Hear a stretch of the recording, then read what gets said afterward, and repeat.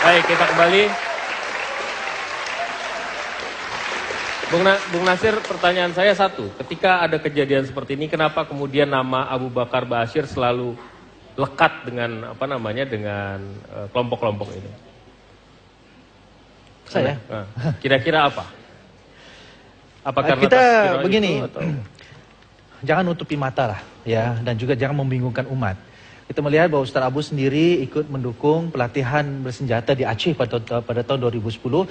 Dan Ustaz Abu juga mengatakan itu edat bagian dari jihad. Iya. Ya, dan juga kita melihat buku seperti Imam Samudra yang menulis ya aksi bomnya di Bali itu juga bagian dari jihad. Artinya kata jihad tersebut itu yang mereka gunakan untuk menjustifikasi, membenarkan apa yang mereka lakukan di Indonesia sini. Ya, soal dengan buku ini, ya apakah memerintah atau tidak? Ya, memang tidak ada perintah langsung, tetapi pemahaman yang sama ada dalam dukung jihad. Jika lihat dalam halaman yang I1 ini, bahwa berjihad merombak negeri itu menjadi daulah Islamiyah, itu bagian dari beban. Ya, nah kalau misalnya Anda tidak setuju dengan, Anda tidak setuju dengan hukum, kalau misalnya Anda tidak setuju dengan hukum yang berlaku di Indonesia ini, mengapa Anda menggunakan hukum?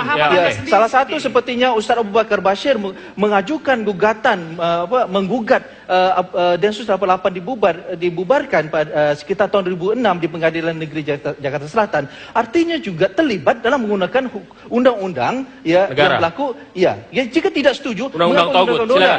Ya begitu. Jadi undang Tauhid maka apa bedanya? Inilah saat yang sangat tepat sekali bagi kita semuanya, bagi Kapolri dan jajarannya kalau ingin menyelesaikan masalah dan tidak ingin membuat keributan di masyarakat. Apa itu?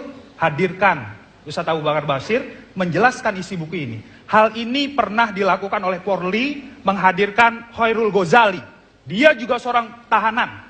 Tapi dia bisa membuat buku dan hadir di hotel-hotel berbintang menjelaskan isi bukunya. Kenapa kepada Ustaz Abu Bakar Ba'asyir tidak dilakukan? Satu.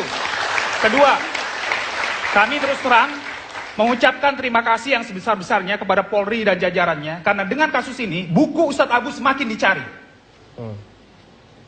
Dan beliau akan berusaha kemudian akan menerbitkan sequel yang ketiga. Artinya apa? Artinya masyarakat tidak mudah percaya dengan statement-statement prematur seperti tadi. Masa iya seorang ulama kok menyuruh orang merampok, itu sangat tidak masuk akal. Silakan ditanggapi. Ya, saya. Jadi Pak Kapolri banyak berkomunikasi dengan alim ulama. Jadi tidak hanya memahami apa yang jadi pikiran Pak Abu Bakar Ba'asyir. Jadi Pak Kapolri sangat intens berkomunikasi dengan alim ulama dan beliau berusaha memahami apa yang ada dalam buku ini. Ini buku yang tentu dapat menjadikan rentan dengan salah tafsir ya.